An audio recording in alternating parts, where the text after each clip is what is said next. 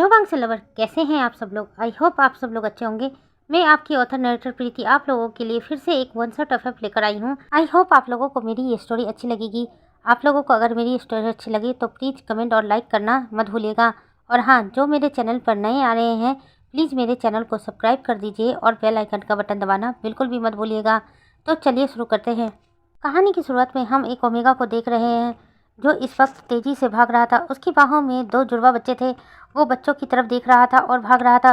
उसकी आंखों से आंसू भी बह रहे थे। तेज की बारिश भी हो रही थी और उसके पीछे गुंडे भी लगे हुए थे। वो किसी तरह बचते बचाते एक पार्किंग लॉट में घुस जाता है और इधर उधर देखने लगता है। उसके दोनों बच्चे उसकी बाहों में थे। वो घबराते हुए अपने बच्चों की तरफ देख रहा था और इधर उधर देख रहा था। तभी उसकी नज़र एक कार पर पड़ती है। वो जल्दी से उस कार के पास जाता है और उस कार में जाकर घुसकर बैठ जाता है। तभी उन दोनों बच्चों में से एक बच्चा रोने लगता है। वो ओमेगा जल्दी से एक बच्चे को अपनी बाहों में ले लेता है और एक को सीट पर रख देता है और जो बच्चा रो रहा था उसे मिल्क फीड कराने लगता है। उस ओमेगा की आंखों से आंसू बहने लग रहे थे। वो ओमेगा अपने दोनों बच्चों को देखता है और कहता है, मैं किसी को भी तुम दोनों को नहीं दूंगा। तुम दोनों मेरी जान हो।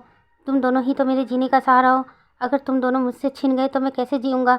ऐसा कहकर वो ओमेगा अपने एक बच्चे के फोरहेड पर किस करता है। दूसरा बच्चा अभी भी सीट पर सोया हुआ था। तभी वहाँ पर वही गुंडे आ जाते हैं। वो ओमेगा जब उन लोगों को देखता है तो घबरा जाता है और जल्दी से उस कार से बाहर आ जाता है। लेकिन तभी उसे याद आता है उसका दूसरा बच्चा तो उसी कार में है, लेकिन वो गुंडे उसके पास आ रहे थे, इसलिए वो ओमेगा एक बच्चे को लेकर ही वहाँ से भागने लगता है। गुंडे भी उसके पीछे भाग रहे थे। वो ओमेगा इधर उधर देखता है, उसे कुछ भी नज़र नहीं आता। तभी वो देखता है कि कुछ बेगर स्ट्रीट पर ही शेल्टर टाइप का कुछ बनाकर उसी के अंदर लेटे हुए थे। वो ओमेगा जैसे ही ये देखता है तो जल्दी से उन बेगर के पास चला जाता है और एक बेगर के ब्लैंकेट में घुस जाता है। वो एक बूढ़ी ओल्ड लेडी थी। वो ओल्ड लेडी देखती है उसके ब्लैंकेट के अंदर कोई घुस गया है। वो लेडी उस ओमेगा की तरफ देखती है। वो ओमेगा बहुत घबराया हुआ था और उसके हाथ में एक बच्चा था। वो लेडी जब ये देखती है तो अपने ब्लैंकेट से अच्छे से उस ओमेगा को ढक देती है ताकि कोई उसे देख ना पाए। कुछ देर बाद वो गुंडे वहाँ से चले जाते हैं। जल्दी से वो ओमेगा उठकर बैठता है। उसकी आंखों से आंसू बह रहे थे। तभी वो ओल्ड लेडी भी उठकर बैठ जाती है और कहती, बेटा तुम कौन हो और यहाँ क्या कर रहे हो। और ये बच्चा, वो ओमेगा अपने बच्चे की तरफ देखता है और कहता है, ये मेरा बच्चा है। ऐसा कहकर उसे अपने दूसरे बच्चे की याद आती है। वो घबरा जाता है और कहता है, मेरा दूसरा बच्चा तो वहीं रह गया। वो ओल्ड लेडी जब ये सुनती है कहती, क्या तुम्हारे पास दूसरा बच्चा भी है। वो ओमेगा कहता है, हाँ मेरा दूसरा बच्चा वो कार में ही रह गया। मैं इन लोगों से छिपते हुए उसे कार में ही भूल आया। उसके बाद वो ओल्ड लेडी कहती है, तुम एक काम करो, इसे मुझे दो और जाकर उसको लेकर आओ। वो ओमेगा हाँ में सर हिलाता है और जल्दी से उस बच्चे को उस ओल्ड लेडी को दे देता है और वहाँ से भागता है और पार्किंग लॉट के पास जाता है। लेकिन जब तक वो ओमेगा उस पार्किंग लॉट में पहुँचता वो कार वहाँ से चल चुकी थी। ओमेगा जब ये देखता है कि कार चल रही है तो ओमेगा उस कार के पीछे भागने लगता है और कार को रोकने का इशारा करता है, लेकिन वो कार रुकती नहीं है। ओमेगा चिल्लाता रह जाता है, मेरा बच्चा मेरा बच्चा, ऐसे करके ओमेगा चिल्ला रहा था। लेकिन उस कार के ओनर ने उसकी कोई आवाज़ नहीं सुनी और कार वहाँ से काफ़ी दूर निकल जाती है। वो ओमेगा अपने घुटनों के बल बैठ जाता है और ज़ोर ज़ोर से रोने लगता है। लेकिन तभी उसे महसूस होता है कि वो गुंडे फिर से आ गए हैं। वो ओमेगा जल्दी से वहाँ से उठता है और भागने लगता है। भागते हुए वो उसी जगह पहुँच जाता है जहाँ पर वो ओल्ड लेडी थी। वो जल्दी से ओल्ड लेडी के पास आता है और रोने लगता है और कहता है, मैंने अपना दूसरा बच्चा खो दिया। उसे वो कार, जिस कार में था वो कार चली गई वहाँ से। वो ओल्ड लेडी उसके सर पर हाथ फहराती है। तभी वहाँ पर वही गुंडे फिर से आ जाते हैं। ओल्ड लेडी फिर से उस ओमेगा को ब्लैंकेट से ढक लेती है और बच्चे को अपनी बाहों में रखती है और उसे थपथपाने लगती है। वो गुंडे आसपास ही घूम रहे थे। एक गुंडा उनमें से कहता है कि हमें उस ओमेगा को ढूंढकर जान से मारना है और उससे उसके दोनों बच्चों को छीन लेना है। यही ऑर्डर मिला है। उस ओमेगा को जल्द से जल्द ढूंढो, नहीं तो हम पर बड़ी मुसीबत आ जाएगी। दूसरा गुंडा कहता है कि हाँ हाँ क्यों नहीं, हम ढूंढ तो रहे हैं, लेकिन वो ओमेगा अचानक से कहाँ गायब हो गया कुछ पता ही नहीं चल रहा है, लेकिन जल्द हम उसे ढूंढ लेंगे। ऐसा कहकर वो लोग फिर से वहाँ से निकल जाते हैं। वो ओल्ड लेडी एक बार उस ओमेगा की तरफ देखती है और फिर उन लोगों की तरफ देखती है। ओल्ड लेडी प्यार से उस ओमेगा के सर पर हाथ सराती है और कहती है, बेटा कौन हो तुम और यहाँ क्या कर रहे हो और ये दोनों बच्चे। वो ओमेगा उस ओल्ड लेडी की तरफ देखता है और कहता है, मेरा नाम बिहिंग है और वो दोनों बच्चे मेरे हैं, जिनमें से एक को मैंने अभी खो दिया है। ओल्ड लेडी कहती है, जो तुम्हारी किस्मत में बेटा वो मिलेगा, एक ना एक दिन तुम्हें तुम्हारा वो वाला बच्चा भी मिल जाएगा। लेकिन फ़िलहाल मुझे बताओ कि ये लोग तुम्हारे पीछे क्यों पड़े हुए हैं। विंग उस ओल्ड लेडी की तरफ देखता है और अपने बारे में सब कुछ बताने लगता है। ओल्ड लेडी ध्यान से सारी बातें सुन रही थी। उसके बाद विंग की तरफ देखती है और कहती, बेटा अगर तुम यहाँ रुके तो तुम्हारे से ये वाला बच्चा भी छीन लिया जाएगा। तुम्हें यहाँ से कहीं दूर चले जाना चाहिए। विंग उस ओल्ड लेडी की तरफ देखता है और कहता है, मैं कहाँ जाऊँगा, मेरा कोई भी नहीं है इस दुनिया में कि मैं वहाँ जा सकूँ। ओल्ड लेडी कहती है जिसका कोई नहीं होता बेटा उसका भगवान होता है, लेकिन तुम्हें यहाँ नहीं रुकना है, चलो मेरे साथ। ऐसा कहकर ओल्ड लेडी कुछ सामान अपने साथ लेती है और विहिंग को अच्छे से ब्लैंकेट से ढक लेती है। उस ओल्ड लेडी के बाहों में अभी तक विहिंग का बच्चा था। विहिंग कहता है इसे मुझे दे दीजिए। वो ओल्ड लेडी मना करती है और कहती है नहीं, वो एक ऐसे ओमेगा को ढूंढ रहे हैं जिसकी बाहों में बच्चे हैं। अगर तुम इस बच्चे को अपने पास रखोगे तो उन्हें शक हो जाएगा।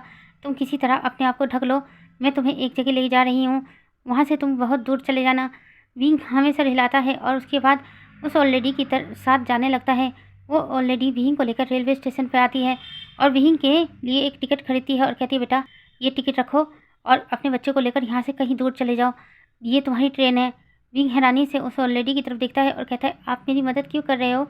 वो ओल्ड लेडी कहती है मदद? मैं तो कोई मदद नहीं कर रही हूँ, ये शायद भगवान का इशारा है, मैं तो बस एक जरिया हूँ। ऐसा कहकर ओल्ड लेडी अपने पास से एक थैली निकालती है जिसमें बहुत सारे पैसे थे। वो थैली विहिंग को देते हुए कहती है ये तुम रखो, तुम्हें इसकी ज़्यादा ज़रूरत होगी, अनजान शहर होगा, पैसे नहीं होगे तो कैसे चलेगा, और तुम्हारे साथ तो एक बच्चा भी है ना। विहिंग कहता है मैं आपके पैसे कैसे ले सकता हूँ, मुझे आपके पैसों की ज़रूरत नहीं है। ओल्ड लेडी कहती है मैं भिखारी हूँ, भीख मांगकर फिर से कर लूँगी, लेकिन अभी फ़िलहाल तुम्हें इन पैसों की ज़रूरत है, इन्हें अपने पास रखो और अपनी ज़िंदगी अच्छे से गुजारना अपने बच्चे के साथ। और हाँ, तुम्हारा दूसरा बच्चा तुम्हें ज़रूर मिलेगा, भगवान उसे जहाँ भेजा है वहाँ पर वो सही से ही रहेगा, उसके साथ कुछ भी गलत नहीं होगा क्योंकि उसके साथ भगवान है। अब तुम यहाँ से चले जाओ, अगर उन लोगों की नज़र में पड़ गए तो तुम्हें भी मार देंगे, तुमसे तुम्हारा ये वाला बच्चा भी छीन लेंगे। विंग कहता नहीं नहीं, मैं इसे नहीं खोना चाहता, ये ज़िंदगी जीने का आखिरी, मैं इसे कैसे खो सकता हूँ। ओल्ड लेडी मुस्कुरा देती है और उसके प्यार से उसके सर पर हाथ चलाती है और कहती है तो फिर यहाँ से जाओ और अपनी ज़िंदगी अच्छे से बिताना। ऐसा कहकर वो ओल्ड लेडी विहिंग के फोरहेड पर किस कर लेती है और कहती है जाओ बेटा।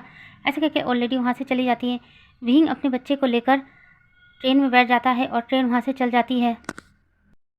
अब यहाँ से टाइम स्किप करके 5 साल बाद का सीन देखते हैं। 5 साल बाद देखते हैं कि विहिंग अपने किचन में काम कर रहा और बार बार चिल्ला रहा था आयुआन जाओ तुम्हें स्कूल जाना है। वो बच्चा अभी भी बेड पर लेटा हुआ था।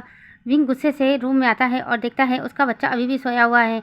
विंग जल्दी से अपने बच्चे के पास जाता है और कहता है आयुआन मैंने तुमसे कहा था ना तुम्हें स्कूल जाने में देर हो रही है, जल्दी से उठ जाओ, मैं क्या क्या अकेले अकेले संभालूंगा, तुम्हें तैयार भी करना है, ब्रेकफास्ट भी बनाना है, फिर मुझे स्टोर में भी जाना है, तुम्हें पता है ना मुझे कितने काम रहते हैं, इस तरह से अपनी माँ को तंग क्यों करते हो। आयुआन जल्दी से ब्लैंकेट हटाता है तो विंग देखकर हैरान हो जाता है क्योंकि आयुआन पूरी तरह से रेडी था।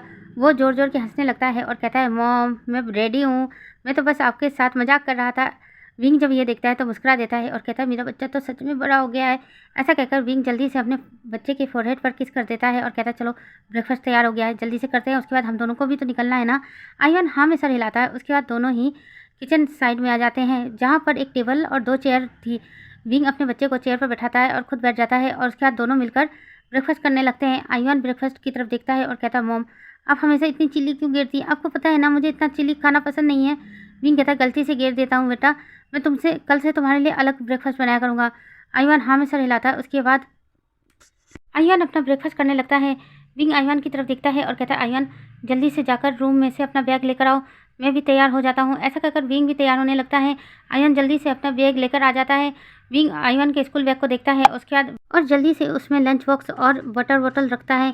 आयुआन कहता है मॉम आप भूल गए हो आज स्कूल में लंच मिलने वाला है। विंग जब ये सुनता है तो कहता है तुमने ये बात मुझे पहले क्यों नहीं बताई, पता है इसके लिए मुझे सुबह सुबह उठना पड़ा और तुम्हारा ये लंच तैयार करना पड़ा। आयुआन कहता है कोई बात नहीं मॉम, इसे आप किचन में रख दो, मैं घर वापस आकर खा लूँगा। ऐसा कहकर आयुआन अपना बैग लेता है और लंच बॉक्स बाहर निकाल कर रख देता है। विंग अपना मुंह बना लेता है और लंच बॉक्स को ले जाकर रेफ्रिजरेटर में रख देता है। उसके बाद विंग आयुआन के पास आता है और कहता है बेटा चले। आयुआन हाँ में सर हिलाता है। उसके बाद दोनों ही उस अपार्टमेंट से बाहर आ जाते हैं। विंग आयुआन की तरफ देखता है और अपनी बाइसाइकिल लेता है और आयुआन को कहता है आयुआन आकर बैठो। आयुआन जल्दी से आकर बाइसाइकिल पर बैठ जाता है। विंग आयुआन को लेकर सीधे उसके स्कूल पहुँचता है। स्कूल पहुंचने के बाद आयुआन को स्कूल गेट पर ही छोड़ता है और वहां से जाने लगता है, लेकिन देखता है आयुआन रुक गया है। विंग जल्दी से आयुआन के पास जाता है तो देखता है आयुआन किधर देख रहा है। आयुआन एक बच्चे को देख रहा है जो अपने फादर के साथ आया था, उसके फादर उसको बहुत प्यार कर रहे थे। आयुआन उन दोनों को ही देख रहा था। विंग आयुआन के सामने घुटनों के बल बैठ जाता है और कहता है बेटा क्या हुआ। आयुआन अपना नाम में सर हिलाता है और कहता है कुछ नहीं हुआ मॉम, मेरी क्लास है मैं जा रहा हूँ। ऐसा कहकर आयुआन अपना बैग लेता है और वहाँ से भागने लगता है। विंग आयुआन को रोकना चाहता था लेकिन आयुआन रुकता ही नहीं है। विंग की आंखों में भी आंसू आ गए थे। विंग जानता है आयुआन अपने फादर को याद कर रहा है, लेकिन विंग क्या करे, विंग कभी भी आयुआन को उसके फादर से नहीं मिला सकता। विंग अपनी आंखों के आंसुओं को पोंछता है और अपनी साइकिल लेकर उस स्टोर पे पहुंच जाता है जहां पर वो काम करता है। विंग जल्दी से स्टोर के अंदर घुसता है तो वहां के ओनर विंग की तरफ देखते हैं और कहते हैं, विंग आज फिर से तुम लेट हो। विंग कहता है, 5 मिनट ही तो लेट हुआ हूँ सर, क्या करूँ, आपको पता है ना मेरा एक 5 साल का बच्चा है और उसे मुझे स्कूल छोड़ना पड़ता है रोज़। स्टोर ओनर जब ये सुनता है तो उसके आगे कुछ नहीं कहता और कहता है, हाँ हाँ ठीक है, जाकर अपना काम करो। स्टोर का ओनर थोड़ा सा स्ट्रिक्ट है लेकिन वो दिल का बहुत अच्छा है। कभी कभी विंग को डांट भी देता है लेकिन वो कभी भी विंग से बदतमीजी नहीं करता, ना ही उसको गलत कहता है। विंग अपने काम में लग जाता है। विंग की वजह से उस स्टोर ओनर की इनकम अच्छी खासी होती थी क्योंकि विंग जिनसे भी मिलता था स्माइल के साथ ही मिला करता था और सबको अच्छे से ट्रीट किया करता था, जिस वजह से हमेशा उस स्टोर में रश रहता था। हमेशा लोग आते जाते रहते थे और कभी कभी तो अगर नहीं आता था तो सभी उसके बारे में पूछा करते थे। यहाँ से सीन शिफ्ट करके हम कुछ दिन बाद का सीन देखते हैं। आज आईवान का जन्मदिन था। विंग ने अपने घर पर एक छोटी सी पार्टी रखी थी। ज़्यादा लोग नहीं थे, उसके पास कुछ जानने पहचान वाले ही थे। आईवान अपनी बर्थडे पार्टी को एंजॉय कर रहा था लेकिन उसे अपनी डैड की भी याद आ रही थी। आईवान विंग से कभी नहीं पूछता था कि उसके डैड कहाँ हैं और विंग भी उसे कुछ नहीं बताता था क्योंकि एक दिन आईवान ने पूछा था तो विंग रोने लगा था। उस दिन के बाद से आईवान ने कभी भी विंग से नहीं पूछा कि उसके डैड कहाँ पर हैं। विंग आईवान की आंखों को देखकर समझ पा रहा था लेकिन वो भी कुछ नहीं कर सकता था क्योंकि विंग जानता था कि आईवान को उसके पिता कभी भी नहीं मिलेंगे, उसके डैड कभी भी उसकी लाइफ में नहीं आएंगे। ये सोचकर विंग की भी आंखों से एक बूंद आंसू आ जाता है। विंग अपने आंसुओं को पोंछता है और आईवान के बर्थडे को एंजॉय करता है। रात को सारे गेस्ट वापस चले गए थे। आईवान भी अपने फ्रेंडों के साथ खेल के थक चुका था तो वो जल्दी सो जाता है। विंग आईवान को बेडरूम में ले जाता है और उसे अच्छी तरह बेड पर लेटाता है और ब्लैंकेट अच्छे से टक कर उसे सुला देता है। उसके कुछ बाद विंग बस लिविंग रूम में आकर बैठ जाता है और फ्रिज में से जाकर एक छोटा सा केक निकाल कर लाता है। उसमें कैंडल सजाता है, फिर उस केक को कट करता है और बोलता है, happy birthday to you, happy birthday to you, happy birthday Sujoy, happy birthday to you. ऐसा कहकर विंग उस केक को कट करता है। उसकी आंखों से आंसू बह रहे थे। इस वक्त विंग अपने दूसरे बच्चे को याद कर रहा था और रो रहा था लेकिन आईवान के सामने वो कभी नहीं रोता था और ना ही कभी सुजोई के बारे में जिक्र किया करता था। विंग ने कभी आईवान को बताया ही नहीं कि उसका एक ट्विंस ब्रदर है जो खो चुका है। विंग जानता है कि आईवान को अगर पता चलेगा तो उसे बहुत ज़्यादा तकलीफ होगी, इसलिए विंग ने कभी भी आईवान को कुछ भी नहीं बताया। इधर विंग अपने दूसरे बच्चे के लिए रो रहा था। उधर एक मेंशन में बहुत बड़ी पार्टी का आयोजन किया गया था। पार्टी में बहुत सारे गेस्ट आए हुए थे और सभी एक बच्चे को भी बर्थडे विश कर रहे थे। वो बच्चा सबकी तरफ देख रहा था और स्माइल कर रहा था। सभी गेस्ट उस बच्चे के लिए महंगे महंगे तोहफे लेकर आए थे और उसको दे रहे थे लेकिन वो बच्चा उन तोहफों को देखकर खुश नहीं हो रहा था। तभी उसके डैड उसके पास आते हैं और कहते, बेटा चलो केक कटिंग करने का टाइम आ गया है, चलो केक कट करते हैं। वो बच्चा हाँ में सर हिलाता है, फिर उसके बाद अपने डैड का हाथ पकड़ता है और केक कट करने चला जाता है। केक कट करने के बाद वो बच्चा बारी बारी से सबको केक खिलाता है लेकिन एक पीस केक बचा लेता है और उसे छुपा कर रख देता है। उसके बाद जब पार्टी ओवर हो जाती है वो बच्चा अपने रूम में आता है और बेलकनी में चला जाता है और उस केक के टुकड़े को सामने रखता है और मून को देखने लगता है। उसके बाद खुद ही कहता है, happy birthday to me mom. ऐसा कहकर उस केक के टुकड़े को वो खुद ही खाता है। उसकी आंखों से आंसू बह रहे थे। कुछ देर बाद अचानक से उसके रूम का डोर ओपन होता है। वो बच्चा घबरा जाता है और जल्दी से केक को छुपा लेता है और सामने देखने लगता है तो उसके डैड खड़े थे। वो बच्चा जल्दी से अपने डैड के पास जाता है और कहता है, डैड आप यहाँ। डैड उसकी तरफ देखते हैं और कहते हैं, आईवान रात काफ़ी हो चुकी है बेटा, अब सो जाना चाहिए। ऐसा कहकर वो अपने बच्चे को बाहों में उठा लेता है और उसे बेड पर ले जाता है और उसे सुलाने लगता है। आईवान भी आंखें बंद कर लेता है और सो जाता है। यहाँ से सीन शिफ्ट करके कुछ दिनों बाद का सीन दिखाते हैं। विंग अपने काम से घर लौटा था तो देखता है आईवान चुपचाप काउच पर बैठा हुआ था और कुछ सोच रहा था। विंग उसके पास जाकर बैठता है और कहता है, बेटा क्या हुआ, तुम क्या सोच रहे हो। आईवान विंग की तरफ देखता है और कहता है, कुछ नहीं, वो एक्चुअली में मेरे स्कूल से सभी स्टूडेंटों को पिकनिक पर ले जा रहे हैं, 2-3 दिन का ट्रिप है। विंग जब ये सुनता है तो कहता है, वाह, तो फिर तुम जाने वाले हो।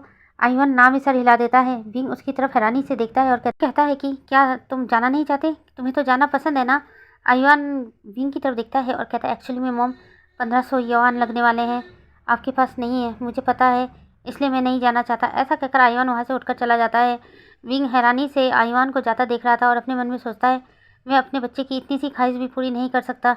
ये सोचकर अब विंग जल्दी से अपने कबर्ड के पास जाता है और अपनी सेविंग निकाल कर देखने लगता है और गिनने लगता है तो उसमें 500 युआन कम थे। वो सोचता है 500 युआन कम है, ये तो बस 1000 युआन है। मुझे और 500 चाहिए, क्या मैं सर से मांगूं? सर देंगे? एक बार बात करके देख लेता हूँ, क्या पता दे दें, नहीं तो मैं कोई पार्ट टाइम जॉब कर लूँगा जिससे मुझे 500 युआन मिल पाए। ऐसा कहकर विंग अपने मन में सोच रहा था। तभी आयुआन आता है और कहता है, मॉम मुझे नहीं जाना, ये पैसे आपने बहुत मुश्किल से बचाए हैं। विंग मुस्कुरा देता है और कहता है, आयुआन तुम्हें इसकी चिंता करने की ज़रूरत नहीं है, मैं पैसे का इंतजाम कर लूँगा। वैसे तुम कब जाने वाले हो? आयुआन अपनी नज़र नीचे कर लेता है और कहता है, 1 हफ्ते बाद। विंग कहता है, फिर तो मेरे पास समय ही समय है, मैं तब तक पैसे का इंतजाम कर लूँगा, तुम चिंता मत करो। आयुआन जब ये सुनता है तो उसके फेस पर हल्की सी मुस्कान आ जाती है। यहाँ से हम नेक्स्ट मॉर्निंग का सीन देखते हैं। नेक्स्ट मॉर्निंग विंग अपने स्टोर पर था और अपने बॉस के सामने खड़ा था और बॉस की तरफ देखता है और कहता है, सर मुझे 500 युआन चाहिए। उसका बॉस गुस्से से विंग की तरफ देखता है और कहता है, 500 युआन? मगर क्यों? विंग कहता है, एक्चुअली में मेरा बेटा पिकनिक पे जाने वाला है, मेरे पास 500 युआन कम है, क्या आप मुझे दे सकते हैं? उसके बॉस अभी भी गुस्से से उसकी तरफ देखते हैं और कहते हैं, दे तो सकता हूँ लेकिन तुम्हें ओवर टाइम करना होगा। विंग जब ये सुनता है तो कहता है, ठीक है मैं ओवर टाइम करने के लिए तैयार हूँ, लेकिन आप प्लीज़ मुझे 500 युआन दे दीजिए ना। तो उसके बॉस कहता है, ठीक है। विंग जब ये सुनता है तो बहुत खुश हो जाता है और उसके बाद आयुआन को लेने उसके स्कूल जाता है, लेकिन आयुआन को बताता है कि आयुआन आज से मैं थोड़ा लेट आया करूँगा घर पर, मैं तुम्हारा डिनर बनाकर चला जाया करूँगा, तुम लेकर खा लेना। आयुआन बहुत समझदार बच्चा था। आयुआन अपना ज़्यादातर काम खुद ही कर लिया करता था, विंग को ज़्यादा परेशान नहीं किया करता था, इसलिए आयुआन ने हाँ में सर हिलाया। उसके बाद आयुआन विंग की तरफ देखता है और कहता है, मॉम आप क्या एक्स्ट्रा काम कर रहे हो? विंग हाँ में सर हिला देता है और कहता है, हाँ करना पड़ेगा आयुआन, तुम्हें पिकनिक पर जाना है ना, इसलिए मुझे करना पड़ेगा। मैंने सर से बात की थी तो सर ने कहा था कि वो मुझे पैसे दे सकते हैं लेकिन मुझे ओवर टाइम करना पड़ेगा, जिस वजह से मुझे आने में देर हो जाएगी। बस 1 हफ्ते की बात है, 1 हफ्ते बाद मुझे ओवर टाइम करने की ज़रूरत नहीं है। आयुआन को बुरा लगता है। आयुआन कहता है, मॉम आपको करने की ज़रूरत नहीं है। विंग आयुआन की तरफ देखता है और कहता है, नहीं बेटा तुम्हें पिकनिक पर जाना है ना, इसलिए तो कर रहा हूँ, और बस 1 हफ्ते की बात है, तुम्हें बुरा मानने की ज़रूरत नहीं है। उसके बाद विंग आयुआन को लंच करवाता है और फिर अपने काम पर निकल जाता है। आयुआन घर पर अकेले ही रहता है और अपना स्कूल का होमवर्क वगैरह कंप्लीट करता है और खुद ही अकेले अकेले खेलता है। आयुआन के ज़्यादा फ्रेंड्स नहीं थे, इसलिए वो ज़्यादातर अपने अपार्टमेंट में ही रहा करता था। विंग ने ओवर टाइम करके आयुआन के स्कूल में पैसे जमा करवा दिए थे, जिस वजह से आयुआन पिकनिक पर जा रहा था। आयुआन बहुत खुश था। विंग आयुआन के सारी पैकिंग कर देता है। आज आयुआन को पिकनिक पे जाना था। आयुआन बहुत सुबह सुबह उठ गया था। विंग जब ये देखता है तो मुस्कुरा देता है और कहता है, आज मेरा बेटा बहुत जल्दी उठ गया। आयुआन विंग की तरफ देखता है और कहता है, हाँ मम्मा आज पिकनिक पे जाना है ना। विंग जब ये सुनता है तो मुस्कुरा देता है और कहता है, ठीक है तुम जल्दी से जाकर रेडी हो जाओ, मैंने तुम्हारा सारा सामान पैक कर दिया है। आयुआन जब ये सुनता है तो जल्दी से रूम में जाकर फ्रेश होकर रेडी होकर बाहर आ जाता है। विंग उसको लेकर स्कूल के निकल जाता है और आयुआन की क्लास टीचर से मिलता है और आयुआन का सामान उन्हें देता है और कहता है कि आयुआन का ख्याल रखना।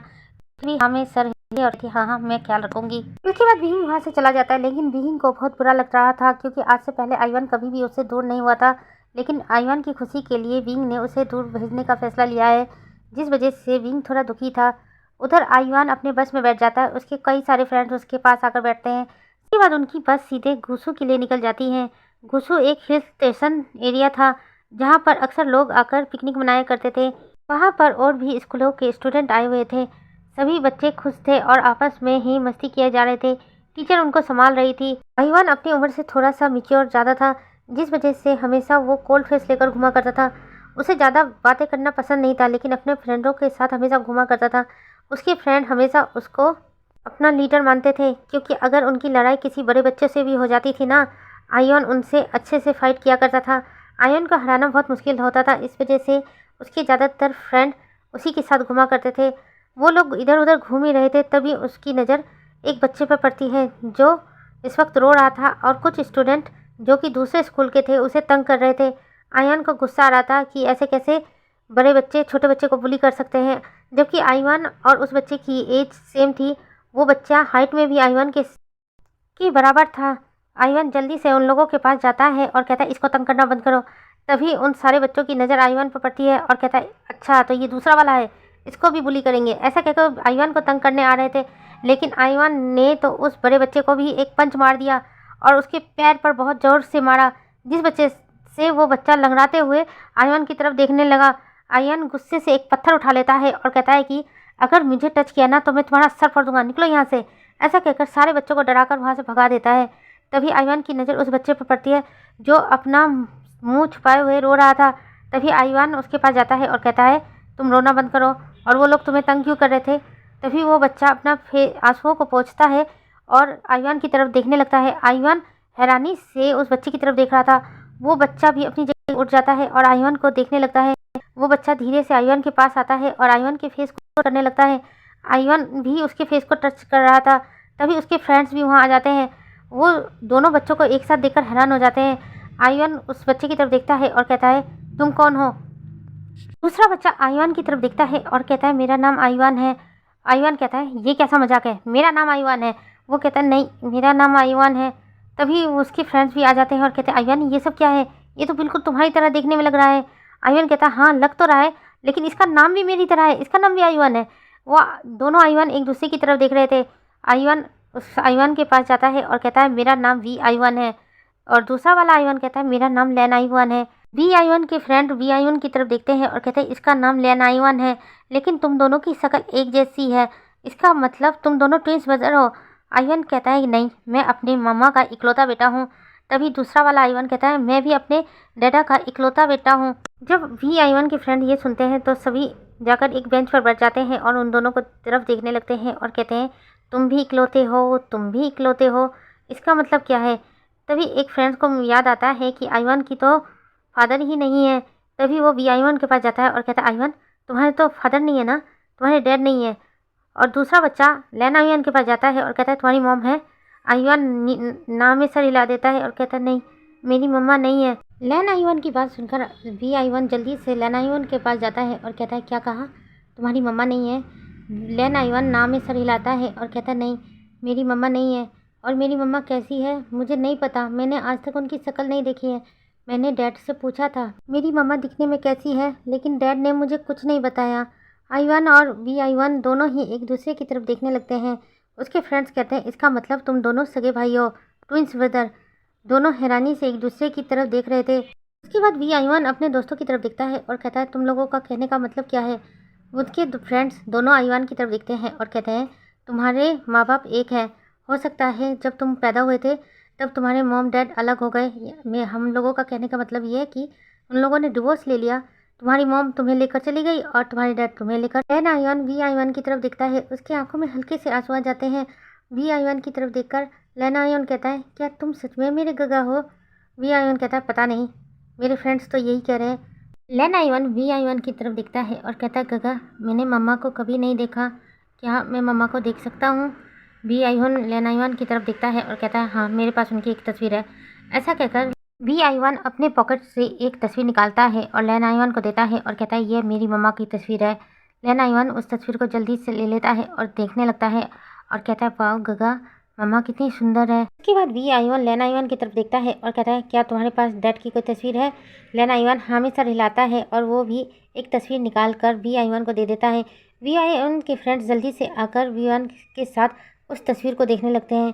जब वो लोग तस्वीर देखते हैं तो हैरान हो जाते हैं और कहते हैं कि ये तो चाइना के नंबर 1 बिजनेसमैन ला लांगबांग जी है। लैन आईवान जब ये सुनता है तो हाँ में सर हिलाता है और कहता है, हाँ, ये मेरे डैड हैं। आईवान भी गौर से उस तस्वीर को देख रहा था और अपने मन में सोचता है, क्या ये मेरे डैड? वी आईवान ऐसा सोच ही रहा था, तभी लैन आईवान की क्लास टीचर लैन आईवान को आवाज़ लगाते हैं। लैन आईवान जब अपने टीचर को देखता है तो वी आईवान की तरफ देखता है और कहता है, गगा, मैं जा रहा हूँ, मैं कल आपसे यहीं मिलूँगा। ऐसा कहकर लैन आईवान जल्दी से वी आईवान को हक कर लेता है और कहता है, मेरा इंतज़ार करना गगा। ऐसा कहकर लैन आईवान वहाँ से भागने लगता है और अपनी टीचर के पास चला जाता है। वी आईवान उसे जाता हुआ देख रहा था। तभी उसके फ्रेंड्स आते हैं और कहते हैं, वाह आईवान, तू तो बहुत अमीर निकला रे, हमें तो पता ही नहीं तू इतने बड़े अमीर आदमी का लड़का है। तुझे पता है तेरे पापा चाइना के सबसे नंबर 1 बिजनेसमैन है। वी आईवान अपना मुँह बनाता है और कहता है, उसका मुझे क्या फ़ायदा? ऐसा कहकर वी आईवान उस तस्वीर को देखने लगता है जो लैन आईवान ने उसे दिया था और उस तस्वीर को अपने पॉकेट में रख लेता है। लैन आईवान भी अपने टीचर के साथ जा रहा था। उसके हाथ में अभी बीहिंग की तस्वीर थी। जब टीचर की नज़र उस तस्वीर पर जाती है तो लैन आईवान से पूछते हैं, आईवान, ये किसकी तस्वीर है? आईवान अपने टीचर की तरफ देखता है और मुस्कुरा देता है और कहता है, टीचर, ये मेरी मम्मा की तस्वीर है। जब टीचर ये सुनती है तो मुस्कुरा देती है और कहती है, अच्छा, ये तुम्हारी मम्मा की तस्वीर है? लैन आईवान हाँ में सर हिलाता है। टीचर उस तस्वीर को ले लेती है और देखने लगती है। उसके बाद लैन आईवान की तरफ देखती है और कहती है, आईवान, तुम्हारी मम्मा तो बहुत ज़्यादा सुंदर है, बहुत ज़्यादा खूबसूरत है। आईवान जब ये सुनता है तो मुस्कुरा देता है और हाँ में सर हिलाता है और कहता है, आपने ठीक कहा टीचर, मेरी मम्मा सबसे सुंदर है। ऐसा कहकर आईवान टीचर से उस तस्वीर को ले लेता है और अपने पॉकेट में रख देता है। उसके बाद लेन आइवान अपने क्लास के बच्चों के साथ जाकर बैठ जाता है। टीचर उसे दूर से ही देख रही थी। आज आइवान के फेस पर स्माइल थी। तभी दूसरी टीचर आती है और कहती है, टीचर मैरी, आप उस बच्चे की तरफ ऐसे क्या देख रही हैं? टीचर मैरी दूसरी टीचर की तरफ देखती है और कहती है, तुमने लेन आइवान को देखा? आज उसके चेहरे पर मुस्कुराहट है।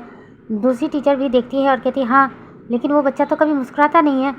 टीचर मेरी दूसरे टीचर की तरफ देखती है और कहती है, हाँ, तुमने ठीक कहा, वो बच्चा हमेशा चुपचाप रहता है, किसी से बात भी नहीं करता, हमेशा अकेले ही रहता है। वो देखो, अभी भी अकेले जाकर बैठा हुआ है, लेकिन आज उसके फेस पर स्माइल है। आज पता नहीं कहाँ से उसे एक तस्वीर मिली है। उस तस्वीर को उसने अपने पास रख रखा है और कहता है वो उसकी मम्मा है।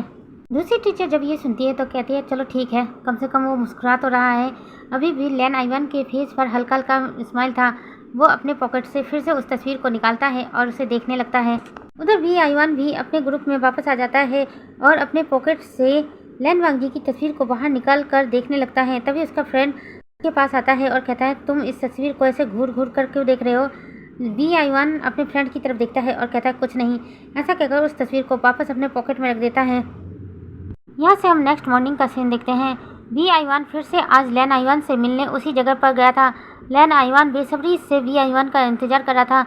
जैसे ही लेन आइवान बी आइवान को दिखता है तो मुस्कुरा देता है और जल्दी से उसके पास चला जाता है और उसे हक कर लेता है और कहता है, गगा, आप आ गए, मैं आप ही का इंतजार कर रहा था। बी आइवान लेन आइवान को घूर घूर कर देखता है और कहता है, चलो बैठो। लेन आइवान भी बी आइवान को घूर घूर कर देख रहा था। बी आइवान जब ये देखता है कि लेन आइवान उसकी तरफ घूर घूर कर देख रहा है तो वो पूछता है, क्या बात है, तुम मुझे इस तरह से क्यों देख रहे हो? लेन आइवान मुस्कुरा देता है और कहता है, गगा, आपको पता है आप ना बिल्कुल डैड की तरह हो। डैड भी कुछ भी नहीं बोलते, बस हाँ, ओके, बस वो इतना ही बोलते हैं। और आप भी देखो, आप भी कितना कम बोलते हो। उसके बाद लेन आइवान और बी आइवान दोनों जाकर एक बेंच पर बैठ जाते हैं। बी आइवान लेन आइवान की तरफ देखता है और कहता है, तुम्हें सच में लगता है हम दोनों भाई हैं? लेन आइवान मुस्कुरा देता है और कहता है, हाँ, मुझे यकीन है आप मेरे गगा हो। बी आइवान कहता है, तो क्या सच में हमारे मॉम डैड अलग हो चुके हैं? लेन आइवान कहता है, मुझे तो कुछ नहीं पता। मैंने डैड से एक बार मम्मा के बारे में पूछा था तो उन्होंने कहा मेरी मम्मा नहीं है। मैंने ग्रैंड माँ से भी पूछा था, ग्रैंड माँ ने भी मुझे बताया कि मेरी मम्मा नहीं है, मेरी मम्मा मुझे छोड़कर चली गई है। बी आइवान लेन आइवान की बात सुनकर फिर से उससे पूछता है, क्या डैड ने दूसरी शादी कर ली? लेन आइवान जब ये सुनता है तो कहता है, नहीं, डैड ने अभी तक शादी नहीं की है, लेकिन एक बुरी आंटी है जो रोज़ रोज़ हमारे घर पर आ जाती है और मुझसे कहती है कि वो बहुत जल्द डैडा से शादी कर लेगी और मेरी न्यू मॉम बन जाएगी। वो आंटी मुझे बिल्कुल पसंद नहीं है गगा, वो बहुत बुरी है, बहुत बुरी। ऐसा कहकर लेन आइवान चुप हो जाता है। बी आइवान अभी भी घूर घूर कर लेन आइवान को देख रहा था और कहता है, क्या सच में उनकी शादी उनसे होने वाली है, उस बुरी आंटी की शादी डैड से? तो लेन आइवान कहता, हाँ, मैंने ग्रैंड माँ और उस बुरी आंटी की मॉम को बात करते देखा था। उन्होंने कहा है कि बहुत जल्द की और उस बुरी आंटी की शादी करवाएंगे। मैंने डैड से कहा था मुझे न्यू मॉम नहीं चाहिए, तो डैड ने मुझे डांट दिया और कहा कि बच्चों को बड़ों की बातों पर नहीं आना चाहिए, इसलिए मैं चुप हो गया। लेकिन मुझे वो आंट पसंद नहीं है गगा। बी आइवान लेन आइवान की बातें सुनकर चुप रह जाता है, कुछ भी नहीं कहता। उसके बाद लेन आइवान बी आइवान की तरफ देखता है और कहता है, गगा, आज शाम को मैं वापस चला जाऊंगा, फिर उसके बाद तो मैं फिर आपसे कभी नहीं मिल पाऊंगा। जब बी आइवान ये सुनता है तो उसे बहुत अजीब लगता है और वो घूर घूर कर लेन आइवान को देखने लगता है। फिर कहता है कि तो क्या हुआ, तुम मुझसे मिल नहीं पाओगे तो तुम मुझसे बात तो कर सकते हो, क्या तुम्हारा कोई फ़ोन नंबर है? लेन आइवान जब ये सुनता है तो कहता है, हाँ, मेरे पास मेरा खुद का नंबर है। ऐसा कहकर लेन आइवान अपना फ़ोन निकालता है। बी आइवान जब ये देखता है कि लेन आइवान के पास उसका खुद का फ़ोन है तो हैरान हो जाता है और कहता है, तुम्हारे पास खुद का फ़ोन है? लेन आइवान हमें सर हिलाता है और कहता है, हाँ, डैडा ने दिलाया था। फिर बी आइवान कहता है कि मेरे पास तो मेरा खुद का फ़ोन नहीं है, लेकिन हाँ, मम्मा का फ़ोन नंबर है। ऐसा कहकर बी आइवान अपने पॉकेट से एक डायरी निकालता है, से विहिंग का नंबर निकालकर लेन आइवान को देता है। लेन आइवान जल्दी से उस नंबर को अपने फ़ोन में सेव कर लेता है और कहता है, मैं गगा आपको फ़ोन करूँगा। तभी लेन आइवान की टीचर उसे बुलाने लगती है। लेन आइवान जब अपनी टीचर की आवाज़ सुनता है तो बी आइवान की तरफ देखता है और कहता है, गगा, मेरी टीचर मुझे बुला रही है, अब मुझे जाना पड़ेगा। ऐसा कहकर लेन आइवान जल्दी से खड़ा हो जाता है। बी आइवान भी खड़ा हो जाता है। लेन आइवान बी आइवान की तरफ देखता है, दोनों की आंखों में हल्के हल्के आंसू आ गए थे। लेन आइवान जल्दी से बी आइवान को हक कर लेता है और कहता है, गगा, मैं आपको बहुत मिस करूँगा। ऐसा कहकर वो जाने लगता है, लेकिन तभी बी आइवान लेन आइवान का हाथ पकड़ लेता है और उसे रोकता है और उसके फोरहेड पर किस करके कहता है, अपना ख्याल रखना, तुम अकेले नहीं हो, तुम्हारे गगा हैं, तुम्हारे पास, चिंता मत करना। लैन आईवान हाँ में सर हिलाता है और हल्के से मुस्कुरा देता है और कहता है गगा अब जाना पड़ेगा। ऐसा कहकर लैन आईवान वहाँ से चला जाता है। बी आईवान उसे जाता हुआ देख रहा था। उसकी आंखों से ना जाने क्यों अनजाने में ही आंसू बह रहे थे। बी आईवान जल्दी से अपनी आंखों के आंसुओं को पोंछता है और फिर वहाँ से चला जाता है। यहाँ से सीन शिफ्ट करके हम 2 दिन बाद का सीन देखते हैं। लैन आईवान इस वक्त अपने रूम में बैठा हुआ था और विहिंग की तस्वीर को देख रहा था। उसकी फेस पर एक बहुत बड़ी स्माइल थी। वो विहिंग की तस्वीर को देखकर कहता है गुड नाइट मॉम। ऐसा कहकर वो सोने ही जा रहा था कि तभी अचानक उसे दरवाज़ा खुलने की आवाज़ सुनाई देती है। जब आईवान देखता है कि उसके रूम का दरवाज़ा खोला गया है तो आईवान जल्दी से लेट जाता है और विहिंग की तस्वीर को पिल्लों के नीचे रख देता है। तभी वहाँ पर लैन वांगजी आ जाता है। लैन वांगजी आईवान के पास आकर बैठता है और प्यार से उसके सर को सहलाता है। लैन आईवान इस वक्त ऐसे प्रिटेंड कर रहा था कि वो सो चुका है। वांगजी प्यार से उसके फेस को देखता है और वहाँ से जाने लगता है। तभी अचानक वांगजी को कुछ महसूस होता है कि आईवान ने अपने पिलो के नीचे कुछ रखा है। वांगजी फिर से बैठ जाता है और पिलो के नीचे से उस तस्वीर को बाहर निकालता है।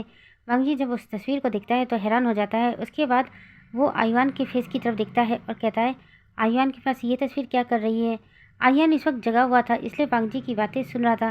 वांगजी कहता है ये किसकी तस्वीर है जो आईवान के पास है। फिर सोचता है चलो छोड़ो, बच्चे ने अपने पास रखा होगा, कुछ सोच के ही रखा होगा। ऐसा कहकर वांगजी फिर से उस तस्वीर को आईवान के पिलो के नीचे रख देता है। उसके बाद वांगजी आईवान के रूम की लाइट ऑफ करके कमरे से बाहर निकल जाता है। वांगजी के बाहर जाते ही लैन आईवान उठकर बैठ जाता है और अपन में सोचता है डैड ने तो मम्मा की तस्वीर देखी है लेकिन देखकर वो अचानक कैसे गए। उन्होंने मुझे पूछा कि मम्मा तस्वीर यहाँ कैसे आई। मैं कल गगा से बात करूंगा। ऐसा कहकर आईवान फिर से सो जाता है। उधर हम वी आईवान को देखते हैं। वी आईवान इस वक्त अपने रूम में बैठा हुआ था और वांगजी की तस्वीर देख रहा था। जैसे ही उसे महसूस होता है कि विहिंग रूम में आ गया है, आईवान जल्दी से उस तस्वीर को ड्रॉअर में रख देता है और लेटने का नाटक करने लगता है। विंग रूम में आकर देखता है कि आईवान सो चुका है तो विंग उसे अच्छे से ब्लैंकेट से टक करके उसके फोरहेड पर किस करके रूम से बाहर चला जाता है। विंग के रूम से बाहर जाते ही आईवान फिर से उठकर बैठ जाता है और वांगजी की तस्वीर को बाहर निकालता है और वांगजी की तस्वीर को ध्यान से देखने लगता है और उसके बाद मन में कहता है आई हेट यू डैड, मैं आपसे सबसे ज़्यादा नफरत करता हूँ। ऐसा कहकर 2-3 मुक्के वांगजी की तस्वीर पर मारता है और उसके बाद उसे फिर से ड्रॉअर में रखकर सो जाता है। हम नेक्स्ट मॉर्निंग का सीन देखते हैं। लैन आईवान उठ जाता है और रेडी होकर नीचे आता है तो उसकी ग्रैंडमदर उसकी तरफ देखकर मुस्कुरा देती है और कहती है आईवान बेटा तुम रेडी हो गए। आईवान हाँ में सर हिलाता है। उसके बाद उसकी ग्रैंडमा उसे ले जाती है डाइनिंग टेबल पर और उसको ब्रेकफास्ट देने लगती है। तभी वांगजी भी वहाँ आ जाता है। वांगजी आकर अपने चेयर पर बैठता है तो कार्मल वांगजी को भी ब्रेकफास्ट सर्व करती है। वांगजी चुपचाप अपना ब्रेकफास्ट कर रहा था। आईवान अभी अपना ब्रेकफास्ट कर रहा था लेकिन उसके दिमाग में यही घूम रहा था कि वांगजी ने विहिंग की तस्वीर देखकर कोई रिएक्ट क्यों नहीं किया। आईवान अपना ब्रेकफास्ट करते हुए वांगजी की तरफ देखता है और कहता है डैडा मैं आपसे कुछ पूछ सकता हूँ। वांगजी ब्रेकफास्ट कर ही रहा था तभी अचानक से रुक जाता है और आईवान की तरफ देखता है और कहता है हाँ पूछ सकते हो। आईवान अपनी नज़रें नीचे कर लेता है और कहता है डैडा मेरी मम्मा देखने में कैसी थी। वांगजी खाते खाते रुक जाता है और आईवान की तरफ हैरानी से देखने लगता है। कार्मली भी हैरानी से आईवान की तरफ देख रही थी। कार्मली कहती है बेटा तुम्हें क्यों जानना है। आईवान अपनी नज़र से किए हुए था और कहता है मुझे जानना है कि मेरी मम्मा देखने कैसी थी। आप लोग मुझे बताते क्यों नहीं हो, मेरी मम्मा कहाँ है। आईवान की बातें सुनकर वांगजी आईवान की तरफ गुस्से से देखता है और कहता है आईवान मैंने कितनी बार कहा है कि खाते समय बात नहीं करते और तुम्हें ये भी समझाया है कि तुम्हारी माँ नहीं है तो अब तुम उनके बारे में कुछ भी नहीं पूछोगे। आईवान के आंखों में हल्के से आंसू आ गए थे लेकिन आईवान कुछ नहीं कहता और ब्रेकफास्ट टेबल से उठ जाता है और कहता है मैं देर हो रही है, मुझे स्कूल जाना है। ऐसा कहकर आईवान अपना स्कूल बैग लेता है और लैन मेंशन से बाहर आ जाता है। तभी कार्मली वांगजी की तरफ देखती है और कहती है वो मासूम बच्चा है, तुम उसके साथ ऐसे बात क्यों करते हो। देखो तुमने उसको रुला दिया। उसकी आंखों में आंसू आ गए। वांगजी कहता है माँ हर बार वो एक ही सवाल करता है उसकी माँ कहाँ पर है। मुझे खुद नहीं पता उसकी माँ दिखने में कैसी है तो मैं उसे कैसे बताऊँ कि उसकी माँ कहाँ पर है। ऐसा कहकर वांगजी ब्रेकफास्ट टेबल से उठ जाता है और कहता है आईवान शायद मेरा बाहर इंतजार कर रहा है, मैं चलाऊँ। ऐसा कहकर वांगजी भी अपना ऑफिस बैग लेता है और बाहर आ जाता है तो आईवान चुपचाप खड़ा हुआ था। वांगजी आईवान के पास आता है और प्यार से उसके सर को सहलाता है और कहता है गुस्सा हो। आईवान नाम में सर हिलाता है। उसके बाद वांगजी आईवान को अपनी बाहों में उठा लेता है और कहता है चलो मैं तुम्हें स्कूल ड्रॉप करता हूँ। ऐसा कहकर वांगजी आईवान को लेकर अपने घर में आ जाता है। ड्राइवर कार स्टार्ट कर देता है और सीधे आईवान के स्कूल में पहुँच जाता है। आईवान चुपचाप अपने स्कूल बैग को लेता है और कार से बाहर आ जाता है। वो वांगजी की तरफ देखता तक नहीं है और अपने स्कूल के अंदर जाता है। वांगजी आईवान को जाता हुआ देख रहा था और अपना हेडसेट करता है और कहता है मैं भी जानता हूँ तुम बहुत परेशान हो अपनी माँ को लेकर, लेकिन मैं क्या करूँ, मैं खुद नहीं जानता तुम्हारी माँ कौन है और वो दिखने में कैसी है। तो मैं तुम्हें कैसे बताऊँ आयुवन कि तुम्हारी माँ कैसी दिखती है। मैं खुद जानना चाहता हूँ कि तुम कहाँ से आई हो और तुम्हारी माँ कौन है।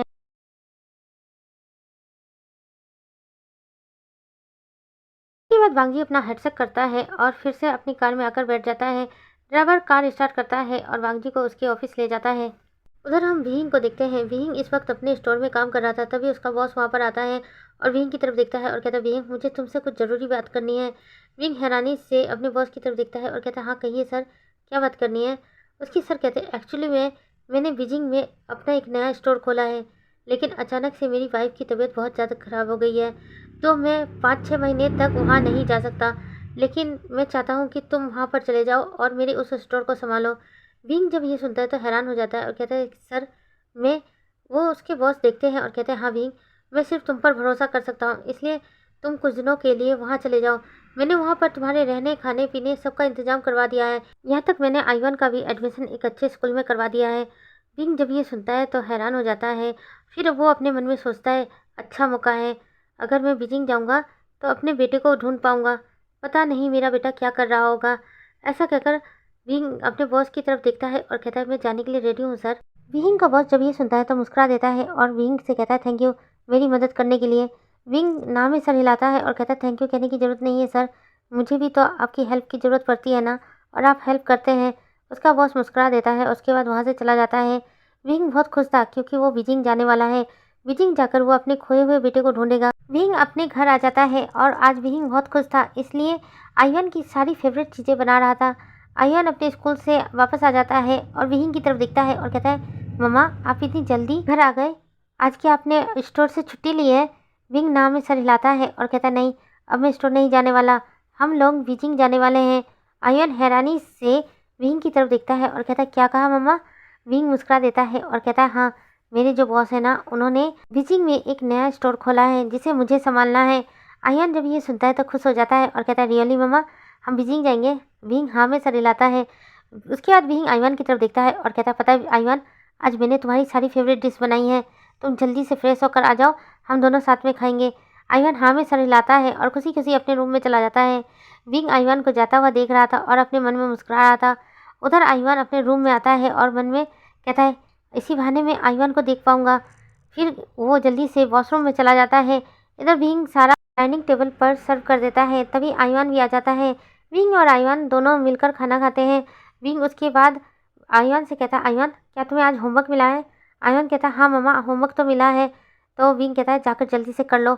आयुन जब ये सुनता है तो कहता है, ठीक है मम्मा। ऐसा कहकर आयुन जल्दी से अपने रूम में चला जाता है। आयुन जब अपने रूम में जाता है तभी लैन आयुन विहिंग के पास कॉल करता है, क्योंकि वी आयुन ने विहिंग का ही नंबर दिया था लैन आयुन को। विहिंग के पास जैसे ही फ़ोन बजता है वो जल्दी से फ़ोन पिक करता है और हेलो बोलता है। आयुन आज पहली बार अपनी माँ की आवाज़ सुन रहा था। उसकी आंखों में आंसू आ गए थे, उसके होठ कपकपा रहे थे, वो कुछ बोल नहीं पा रहा था। विंग फिर से हेलो हेलो बोलता है, लेकिन आयुन के मुंह से एक शब्द नहीं निकल रहा था। आयुन डरते हुए कहता है, मैं आयुन। जैसे ही विंग ये आवाज़ सुनता है अचानक से उसे कुछ अजीब सा महसूस होता है। तभी विंग कहता है, बेटा आयुन तो इस वक्त अपने रूम में होमवर्क कर रहा है, क्या तुम्हें उससे बात करनी है। लेकिन आयुन सिर्फ हाँ बोलता है।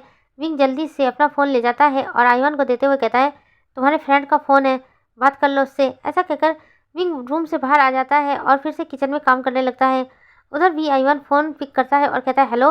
उधर से रेलान आयुन कहता है, हेलो गगा, मुझे आपसे बात करनी है, आप कैसे हो। वी आयुन जब लेना आयुन की आवाज़ सुनता है तो वो खुश हो जाता है और कहता है, आयुन तुम कैसे हो। आयुन कहता है, मैं ठीक हूँ गगा, मुझे आपकी याद आ रही है गगा, आप कैसे हो।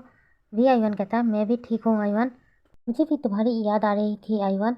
वी आयुन की बात सुनकर लेन आयुन थोड़ा सा मुस्कुराता है और कहता है, गगा मुझे ना आपसे कुछ बात करनी थी। वी आयुन कहता है, हाँ आयुन बोलो क्या बात करनी है। लेन आयुन कहता है, गगा कल रात को सोते वक्त मैं मम्मा को गुड नाइट बोलकर उनकी तस्वीर को मैंने पिलो के नीचे रख दिया था।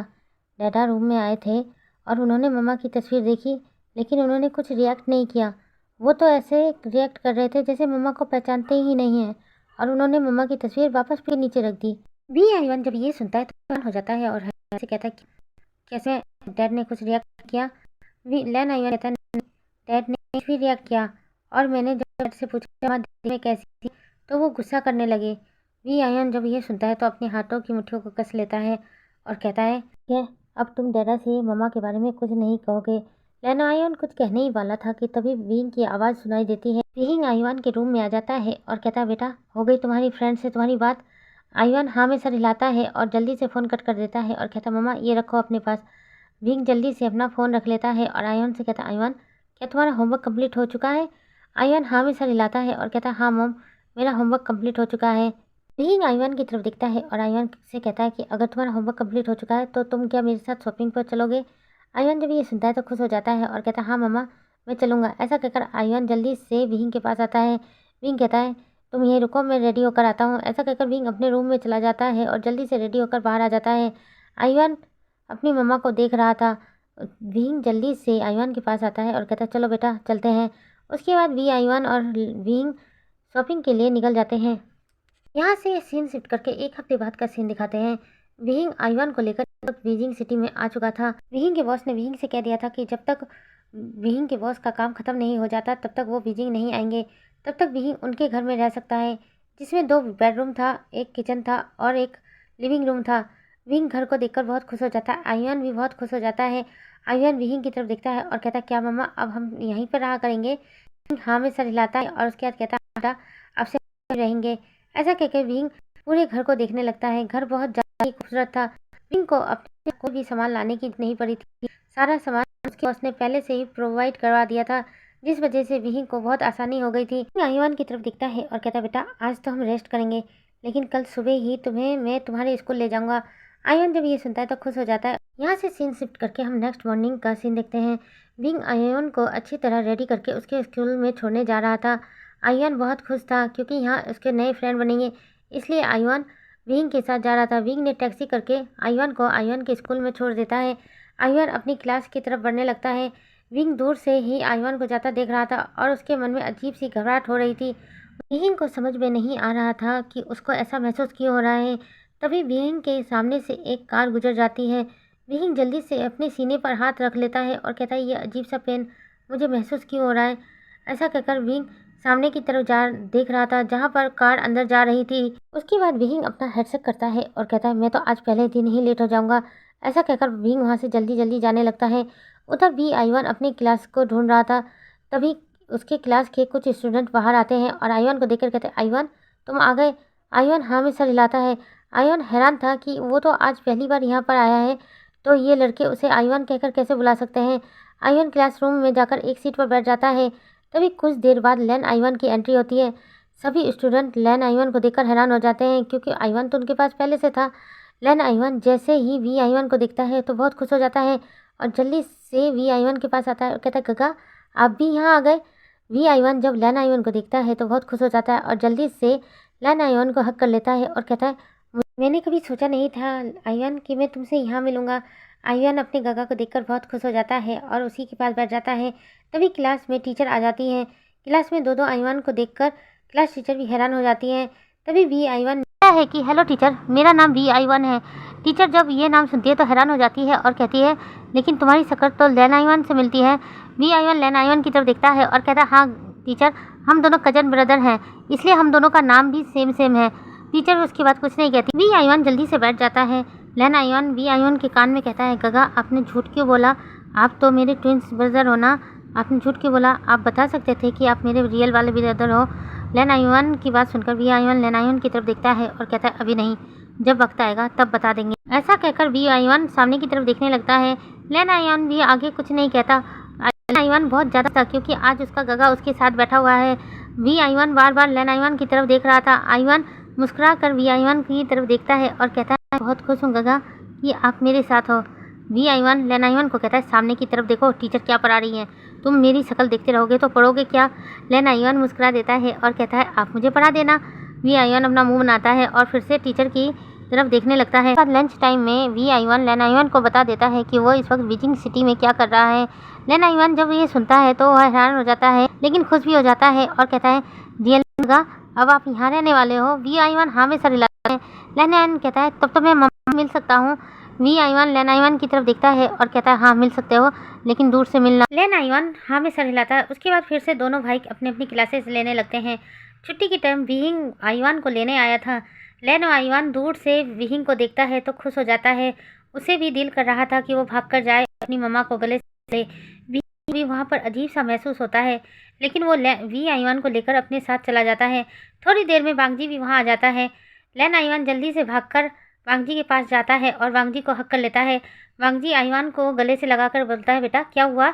आईवान अपने डैड की तरफ देखता है और कहता है पता है डैडा, आज मैं बहुत खुश हूँ, बहुत खुश हूँ, आज मेरा सबसे अच्छा दिन है।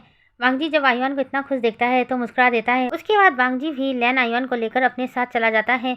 कुछ दिन ऐसे ही बीते थे। आईवान और लेन दोनों एक साथ एक ही चीज पर बैठा करते थे। दोनों एक दूसरे से बहुत सारी बातें किया करते थे। वी आईवान कम था, लेकिन फिर भी लेन की बातें किया था। एक दिन ही दोनों गार्डन में बैठकर बातें कर रहे थे। लेन आईवान इस वक्त वी आईवान का लंच खा रहा था और वी आईवान की तरफ देखता है और कहता है वाओ गगा, मम्मा कितना टेस्टी खाना बनाती है, मुझे भी मम्मा के हाथ का खाना खाना है। वी आईवान उसकी तरफ देखता है और कहता है तुम खा तो रहे हो। वी आईवान की बात सुनकर लेन आईवान कहता है ऐसे नहीं, मुझे उनके साथ बैठकर खाना है। वी आईवान कहता है ऐसा तो हो नहीं सकता। लेन आईवान कुछ देर सोचता है और कहता है क्यों ना गगा हम दोनों एक दूसरे की जगह बदल ले। वी आईवान हैरानी से लेन आईवान की तरफ देखता है और कहता है कहने का मतलब क्या है। लेन आईवान कहता है कि मेरी जगह आप डडा के साथ चले जाना, इससे आपको डडा का प्यार मिल जाएगा, और मैं आपकी जगह चला जाऊंगा तो उससे मुझे मम्मा का प्यार मिल जाएगा। वी आईवान कुछ देर सोचता है और उसके बाद कहता है ओके, आज छुट्टी होने के बाद तुम मम्मा के साथ चले जाना और मैं डडा के साथ चला जाऊंगा। लेन आईवान जब ये सुनता है तो जल्दी से खड़ा हो जाता है और वी आईवान को हक कर लेता है और कहता है थैंक यू गगा, थैंक यू, आज मुझे मम्मा का प्यार मिलेगा, मैं उन्हें गले से लगा पाऊंगा। ऐसा सोचकर लेन आईवान बहुत खुश हो जाता है। वी आईवान देख रहा था कि लेन आईवान कितना खुश है। उसके बाद जब छुट्टी होती है तो वी आईवान अपना सारा सामान लेन आईवान को दे देता है और कहता है तुम मम्मा के साथ चले जाना। लेन आईवान हाँ में सर हिलाता है। आज जब विहिंग वी आईवान को लेने आया था तो लेन आईवान जल्दी से विहिंग के सामने आ जाता है और विहिंग को हक कर लेता है। विहिंग वी आईवान को हक कर लेता है, लेकिन उसे कुछ अजीब सा महसूस होता है। वो आईवान को अपने से अलग करता है और आज कहता है बेटा क्या हुआ। लेन आईवान की आंखों में आंसू था और वो विहिंग की तरफ देख रहा था। विहिंग हैरान हो जाता है और कहता है कि बेटा तुम रो क्यों रहे हो। लेन आईवान फिर से विहिंग को गले से लगा लेता है और कहता है मैंने आपको बहुत मिस किया मम्मा, मुझे आपकी बहुत याद आती थी। विहिंग जब ये सुनता है तो हैरान हो जाता है और हैरानी से लेन आईवान की तरफ देखता है और कहता है कि आज सुबह ही तो हम दोनों मिले थे और तुम सिर्फ 4 घंटे के लिए मुझसे दूर हो और तुम्हें मुझे मेरी इतनी याद आई। लेन आईवान सिर्फ हाँ में सर हिलाता है। विहिंग जब लेन आईवान को अपनी बाहों में लेता है तो उसे अजीब सा महसूस होता है, लेकिन फिर भी वो कुछ कहता नहीं है और आईवान को अपने साथ लेकर चला जाता है। तभी वांगजी भी वहीं आ जाता है अपनी कार लेकर। वांगजी को देखकर वी आईवान वांगजी के पास आता है। वांगजी वी आईवान की तरफ देखकर हल्के से मुस्कुराता है, लेकिन लेकिन लेकिन लेकिन लेकिन वी आईवान फुल एटीट्यूड देकर वांगजी को इग्नोर करके कार में जाकर चुपचाप बैठ जाता है। वांगजी हैरानी से वी आईवान को देख रहा था और कहता है इसे क्या हो गया, ये तो कभी भी मुझे ऐसा एटीट्यूड नहीं देता था, लेकिन आज इसे ऐसे देखकर लग रहा है कि ये मुझे कॉपी कर रहा है। लेकिन वांगजी आईवान को कुछ भी नहीं कहता और वो भी आकर बैठ जाता है। आईवान अपने दोनों हाथों को आपस में टेंगल करके बाहर की तरफ देख रहा था। वांगजी हैरानी से आईवान की तरफ देख रहा था और कहता है ये इतना चुप क्यों है, जब भी वो आता है मेरे से बहुत सारी बातें करता है, लेकिन आज अचानक से चुपचाप कैसे हो गया। वांगजी आईवान की तरफ देखता है और कहता बेटा स्कूल में कुछ हुआ था क्या, किसी ने तुम्हें बुली किया है क्या। वी आईवान वांगजी की तरफ देखता है और कहता नहीं, मुझे किसी ने बुली नहीं किया। वी आईवान थोड़ा सा सीरियस वॉइस में बात करता है। वांगजी हैरानी से वी आईवान को देखता है और अपने मन में सोचता है इसे हुआ क्या है, ये इस तरह से क्यों बातें कर रहा है। लेकिन उसके बाद वांगजी कुछ भी नहीं कहता।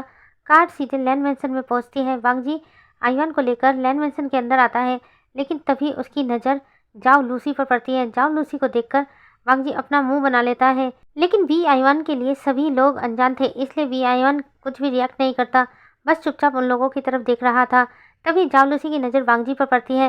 वांगजी को देखकर ही जाओ लूसी खुश हो जाती है और भागते हुए आती है और वांगजी को हक कर लेती है। वांगजी जाओ लूसी को खुद से अलग करता है। जब जाओ लूसी ने आकर वांगजी को हक किया, वी आईवान गुस्से से अपने हाथों की मुठ्ठियाँ कस लेता है। उधर वांगजी भी अपने हाथों की मुठ्ठियाँ कस लेता है। दोनों बाप बेटे ने एक साथ ही अपने हाथों की मुठ्ठियाँ कसी थी और घूर घूर कर जाओ लूसी को देख रहे थे। तभी जाओ लूसी की मॉम भी वहाँ आ जाती है और एक फेक स्माइल देकर आईवान की तरफ देखती है और कहती है आईवान बेटा कैसे हो तुम। आईवान जाओ लूसी की माँ को देखता है लेकिन कुछ भी नहीं कहता। तभी कार्मेन ली भी आ जाती है और आयुन को देखकर स्माइल करती है और कहती है बेटा तुम स्कूल से आ गए, जाओ जल्दी से जाकर फ्रेश हो जाओ। वी आयुन कार्मेन ली की बात सुनकर फिर भी चुपचाप खड़ा था, क्योंकि उसे पता ही नहीं था कि लेन आयुन का रूम कौन सा है। कार्मेन ली जब ये देखती है कि लेन आयुन अभी भी चुपचाप खड़ा है तो लेन आयुन के पास आती है और कहती है बेटा क्या हुआ है, तुम इतना चुपचाप क्यों हो। वी नाम में सर हिलाता है। उसके बाद वांगजी कार्मेन ली को देखता है और कहता है मॉम मैं आयुन को उसके रूम में ले जाता हूँ। ऐसा कहकर वांगजी आयुन को अपनी बाहों में उठा लेता है। तभी जालूसी की माँ जालूसी को कोनी मारती है और इशारे से कुछ बताती है।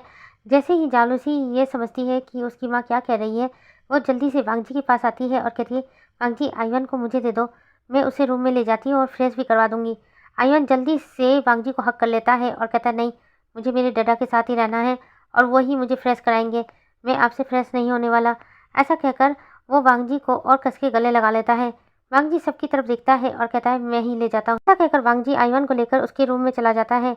जब भी आयुन लेन आयुन के रूम में आता है तो देखकर हैरान हो जाता है, क्योंकि लेन आयुन का रूम बहुत ही सुंदर था और वहाँ पर ज़रूरत का हर सामान था। यहाँ तक लेन आयुन के खेलने के लिए बहुत सारे खिलौने थे।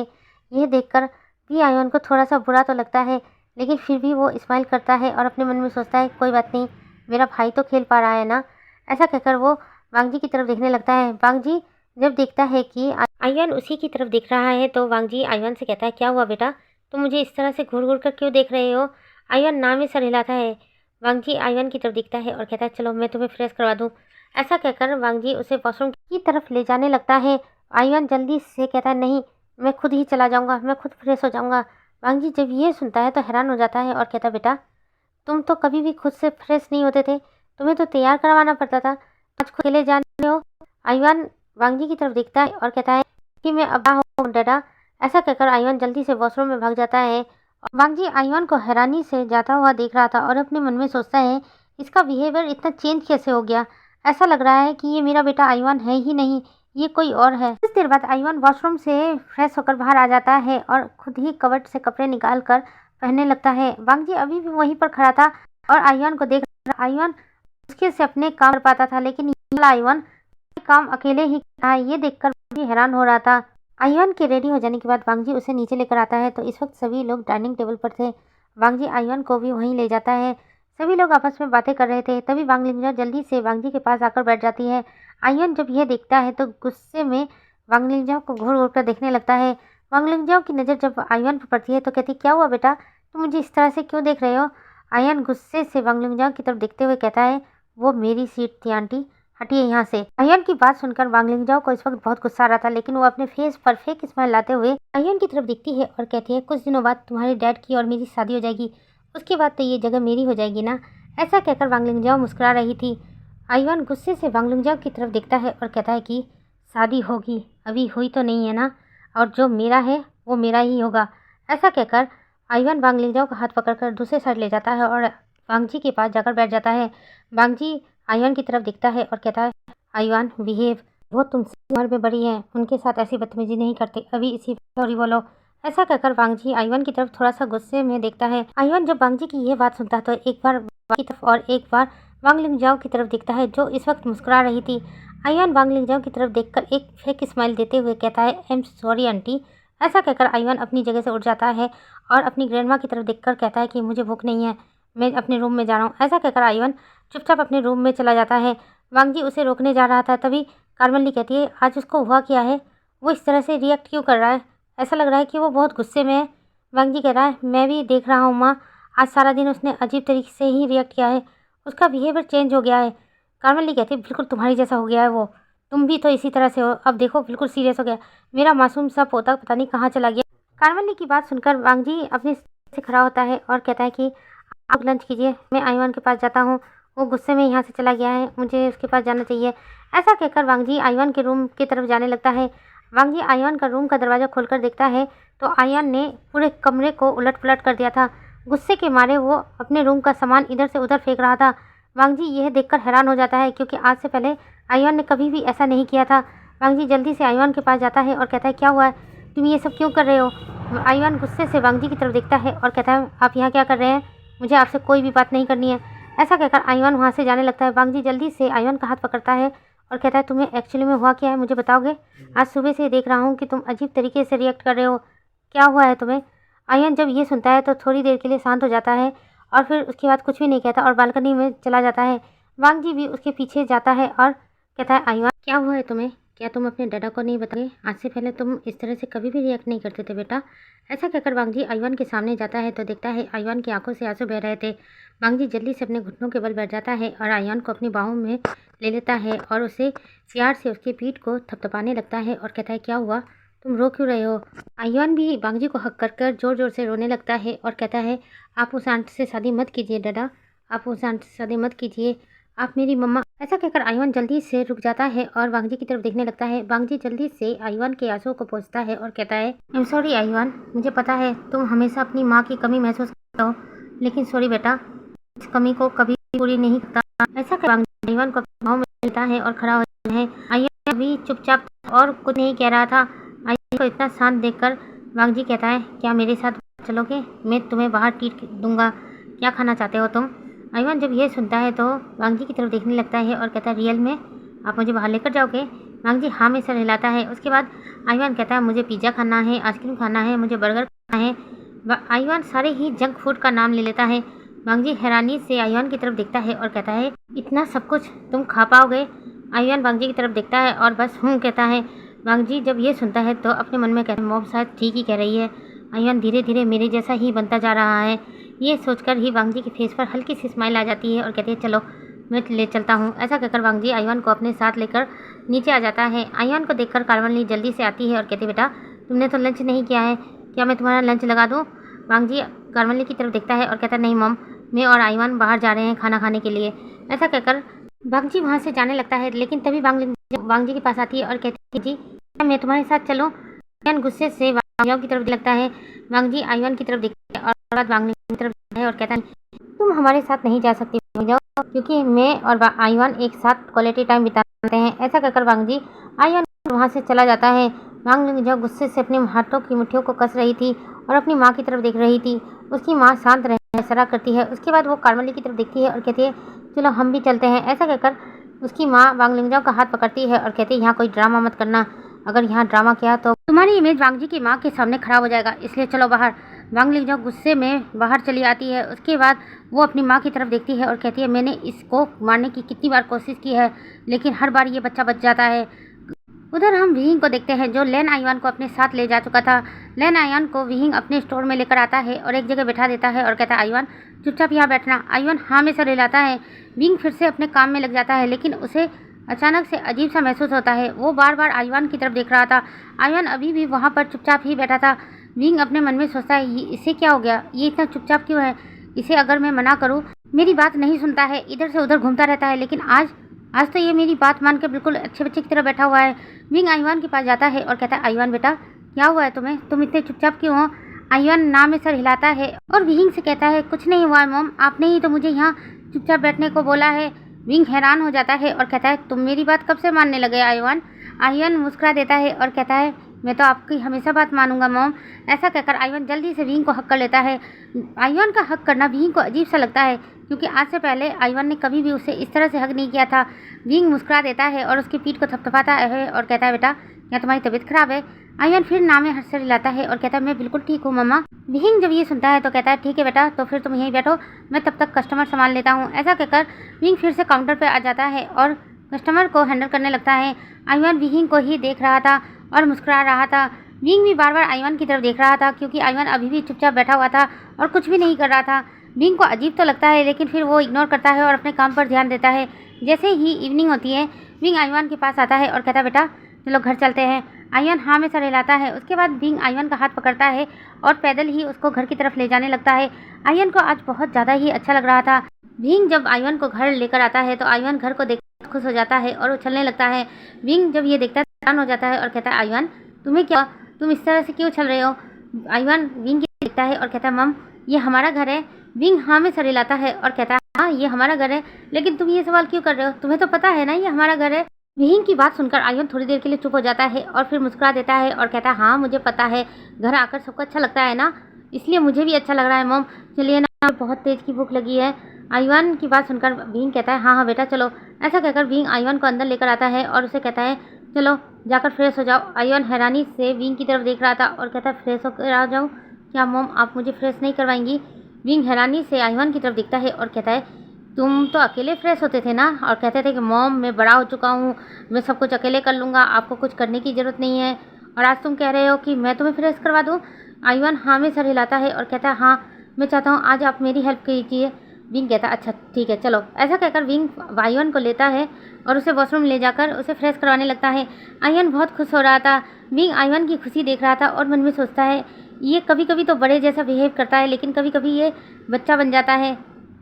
आयुन को रेडी करने के बाद विंग आयुन की तरफ दिखता है और कहता बेटा तुम अपना होमवर्क कंप्लीट कर लो, तब तक मैं भी फ्रेश होकर तुम्हारे लिए कुछ बना देता हूँ। आयुन हाँ में सर हिलाता है और जल्दी से बैग लेकर बैठ जाता है और होमवर्क देखने लगता है। आयुन जब भी आयुन की नोटबुक्स और बुक्स निकालता है और उसकी नोटबुक्स खोलकर देखता है तो हैरान हो जाता है, क्योंकि वी आयुन की हैंडराइटिंग बहुत ज़्यादा ही खराब थी। यह देखकर वो कहता है गगा कैसे लिखते हैं, मुझे तो कुछ भी समझ में नहीं आ रहा, पता नहीं टीचर कैसे समझती है उनकी हैंडराइटिंग। ऐसा सोचकर वी आयुन गौर से देखने लगता है। उसे कुछ भी समझ में नहीं आ रहा था, लेकिन फिर भी उसे पता था कि आज क्लास में क्या पढ़ाया गया है, इसलिए उसी के हिसाब से वो होमवर्क करने लगता है। वी आयुन की हैंडराइटिंग सच में बहुत ज़्यादा खराब थी, लेकिन लेन आयुन की हैंडराइटिंग बहुत। कुछ देर बाद विंग आयुन को देखने के लिए उसके रूम में आता है। आयुन इस वक्त होमवर्क कर रहा था। तभी विंग की नज़र आयुन के नोटबुक्स पर पड़ती है तो विंग हैरान हो जाता है और जल्दी से आयुन के पास आता है और कहता है आयुन तुम्हारी हैंडराइटिंग सुधर गई, तुम तो बहुत अच्छा लिख रहे हो। जब आयुन ये सुनता है तो स्माइल करता है और कहता है थैंक यू मम्मा। विंग कहता है इतने दिनों से मैं कह रही थी अपने हैंडराइटिंग सुधारो, लेकिन तुम सुधार नहीं रहे थे, लेकिन आज देखो तुम कितना अच्छा लिख रहे हो। आयुन विंग की बात सुनकर मुस्कुरा देता है और मन में सोचता है मम्मा को पता ही नहीं है कि मैं कोई और हूँ, अगर मम्मा को पता चल गया तो पता नहीं क्या होगा। ये सोचकर आयुन फिर से अपना होमवर्क करना स्टार्ट कर देता है। विंग आयुन को कुछ देर देखता है, उसके बाद फिर किचन में चला जाता है और अपने और आयुन के लिए कुछ बनाने लगता है। कुछ देर बाद विंग का जब डिनर बनाना कंप्लीट हो जाता है तो वो आयुन के रूम में आता है और कहता है बेटा डिनर तैयार है, चलो चल के खाते हैं। आयुन हाँ में सर हिलाता है। उसके बाद विंग के साथ डाइनिंग टेबल पर आ जाता है और बैठ जाता है। विंग जल्दी जल्दी आयुन को खाना सर्व करने लगता है।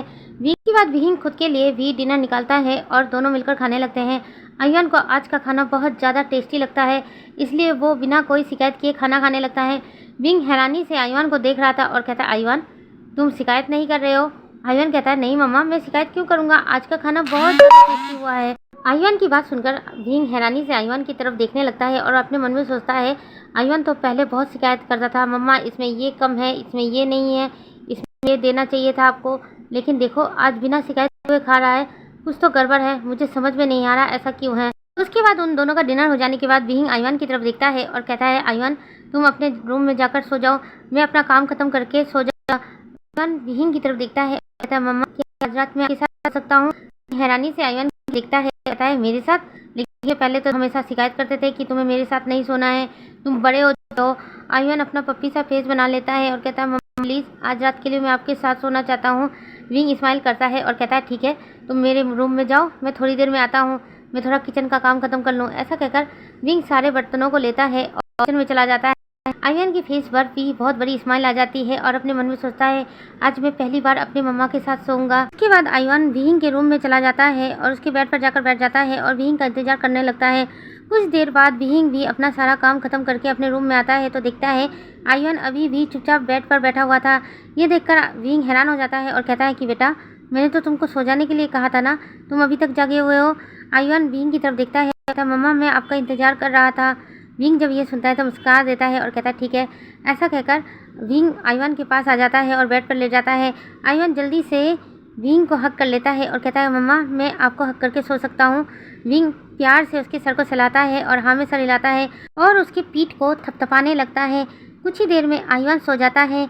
विंग आयुन को सोता हुआ देखकर मुस्कुरा रहा था और अपने मन में सोचता है काश सिजुई भी मेरे पास होता तो कितना अच्छा होता, पता नहीं मेरा वो बेटा कहाँ पर है। ये सोचकर विंग भी अपनी आंखें बंद कर लेता है। तो चलिए गाइज आज के लिए इतना ही। अगर आप लोगों को ये पार्ट अच्छा लगा तो प्लीज़ कमेंट करके मुझे ज़रूर बताइएगा और हाँ लाइक करना बिल्कुल भी मत भूलिएगा। और मेरे चैनल पर जो नए आ रहे हैं प्लीज़ मेरे चैनल को सब्सक्राइब कर दीजिएगा और बेल आइकन का बटन दबाना मत भूलिएगा। Thanks for watching.